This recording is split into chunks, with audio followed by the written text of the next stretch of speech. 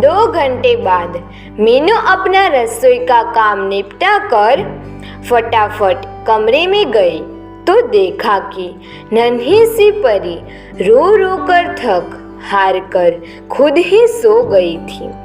मुंह में अंगूठे को लिए हुए तितर बितर हालत में सोई हुई अपनी 5 महीने की बेटी को देखकर मीनू की आंखों में आंसू आ गया।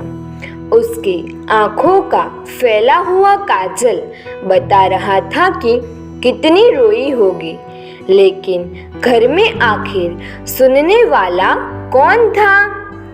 तभी बाहर से जमुना जी की आवाज आई, अरे ओ बहू, कहाँ चली गई?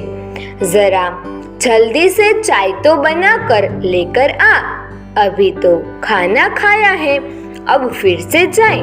मीनू ने मन ही मन सोचा, पर इस बार उसका मन नहीं माना। आखिर अपनी बेटी को ऐसे कैसे छोड़ सकती थी? उसने सोचा कि मैं अभी इसे दूध पिलाकर ही जाऊंगी, आज चाहे माँ जी 10 बार ही क्यों न सुनाए। वो परी के पास जाने लगी तो सुनीता कमरे में आ गई। भाभी, आपको सुनाई दे रहा है या नहीं? जल्दी से चाय बना दो, हम लोगों को बाजार भी जाना है। तो मीनू ने उससे कहा, सुनीता जी, आज चाय आप बना दीजिए, मैं अभी परी को दूध पिलाऊंगी। मीनू का जवाब सुनकर सुनीता जमुना जी को आवाज लगाते हुए बोली, माँ, भाभी चाय बनाने से मना कर रही हैं।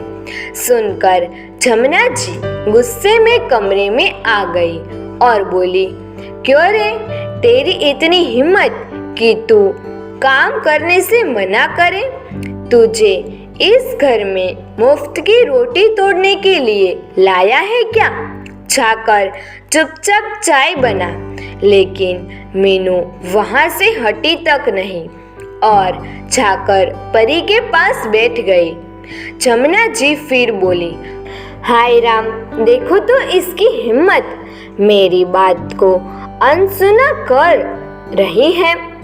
अरे थोड़ी देर दूध नहीं पिएंगी तो मर नहीं जाएंगी तेरी बेटी। सुनकर मीनू के तन बदन में आग भी लग गई। आखिर जोर से चिल्लाते हुए बोली, बस माँ जी, बहुत बोल लिया आपने। अगर इतना ही है तो अपनी बेटी से चाय बनवा कर पी लीजिए। खुद तो खा पी कर बैठे हैं, पर मेरी बच्ची तो भूखी है, मैं उसे और भूखा नहीं रखूंगी। कह दिया बस। इससे पहले जमुना जी कुछ कहती, मीनू ने परी को गोद में लेने के लिए उठाया, लेकिन ये क्या, परी तो कोई हलचल ही नहीं दिखा रही थी। उसने 2-3 बार परी को हिलाया डुलाया भी, लेकिन परी के शरीर में हलन चलन नजर नहीं आ रही थी। मीनू जोर से चिल्लाई। उसकी आवाज सुनकर जमुना जी और सुनीता भी घबरा गई। दोनों भूत बनी खड़ी रह गई, पर उनसे कुछ करते ना बना।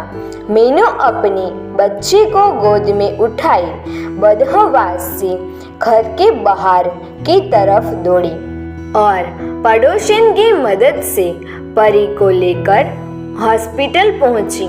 वहां पता चला कि परी को निमोनिया हो गया है और उसकी हालत क्रिटिकल है। धड़कनें भी काफी कम रह गई हैं। डॉक्टर भी परी को बचाने की कोशिश में लग गए, लेकिन जब तक नीरज और पवन हॉस्पिटल पहुंचे तब तक परी ने दम तोड़ दिया। उस दिन का सदमा ऐसा बैठा कि आज मीनू पूरी तरह से बदल गई। हालांकि इसके बाद वो 2 और बच्चों की माँ भी बनी, लेकिन अपनी उस 5 महीने की मासूम बच्ची का दम तोड़ना वो आज तक नहीं भूली। आज मीनू पूरी तरह से बदल चुकी है। परी की मौत के लिए उसने आज तक जमुना जी और सुनीता को माफ नहीं किया।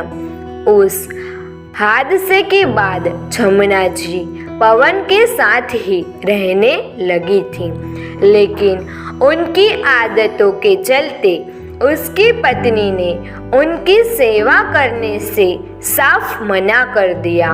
आखिर थक हार पर जमुना जी को नीरज के पास ही आना पड़ा। नीरज अब अपने बेटे होने का फर्ज तो निभा रहा था, लेकिन वो भी अपनी बच्ची की मौत को नहीं भूला था। इसलिए दोनों पति पत्नी जमुना जी के कमरे में नहीं आते, बल्कि उनकी सेवा के लिए राधा को रख लिया। आखिर करने का फल जीते जी ही मिलता है, यह बात जमुना जी भी समझ चुकी है। इसीलिए वह भी अब ज्यादा कुछ कह नहीं सकती।